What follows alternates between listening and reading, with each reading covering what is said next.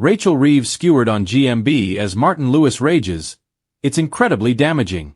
Good Morning Britain presenter Martin Lewis highlighted the severe impact inflation will have on families in the UK. Good Morning Britain presenter Martin Lewis warned that the psychological and financial toll of inflation on UK families will be incredibly damaging, as he criticized the government's handling of the situation.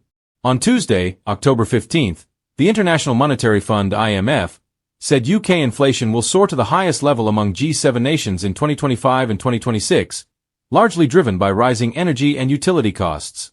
Inflation is forecast to average 3.4% this year and 2.5% in 2026, but the IMF describes this as temporary, expecting it to fall back to 2% by the end of next year. Presenting the ITV program alongside Susanna Reid, the money-saving expert went into detail about what these figures mean.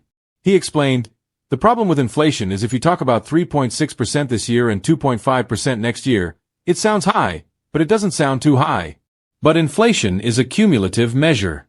So that is 3% this year, on top of all those rises, including 11% that we had 2 or 3 years ago."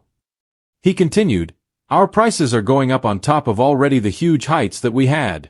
2.5% next year sounds better than 3.6% this year. But that's 2.5 on top of the 3.6% this year, so prices will be even higher. That's the thing that's psychologically and financially incredibly damaging to families." He later took aim at UK leaders from the past 2 decades, expressing frustration.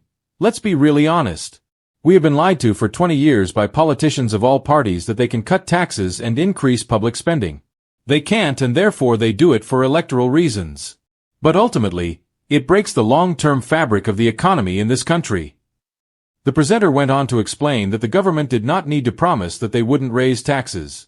He said, "This electoral promise has locked the government into a straitjacket and made it unable to deal with anything that it can do at the moment, and we're all suffering. We need more honesty from our politicians, including in the run-up to elections. But we don't get it, and we're all paying for it."